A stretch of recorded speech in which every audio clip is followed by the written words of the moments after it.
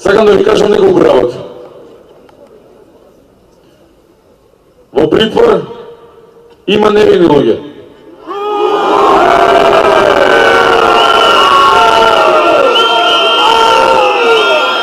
Има луѓе кои таму се држани без докази, има луѓе кои се тераат да признаат нешто што не го направиле, има луѓе на кои им се наметнуваат туги мислења да ги кажат и подпишат како своји.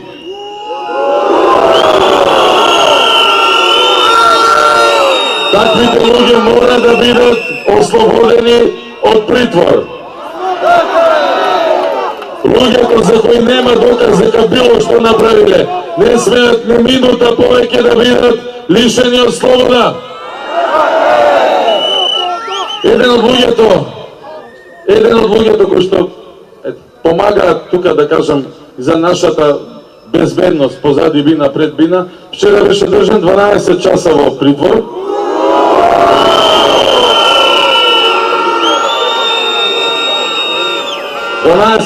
Во притвор, накрај беше пуштен. Да ви кажам, јавниот обвинител кој не подлегнал на притисоците и го пуштил, господјата била албанка.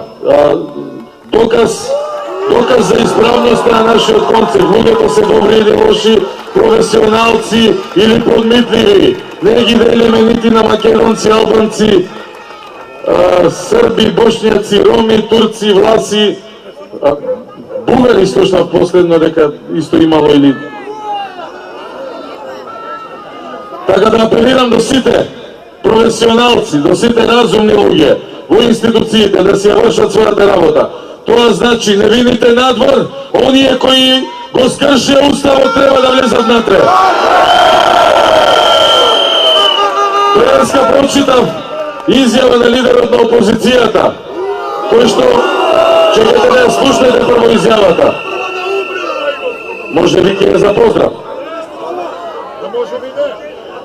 Изјавата негова е: бил подготвен за помирување како добар христијанин и така натака.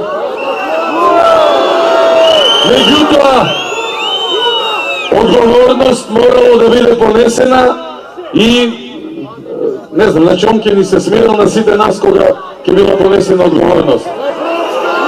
Господине Зоран Заев, ќе има помирување, во Македонија мора да има помирување помеѓу брат и брат, помеѓу комши, помеѓу роднини, помеѓу пријатели, познаници, помеѓу луѓе кои што не се ни познаваат, но се мразат без причина.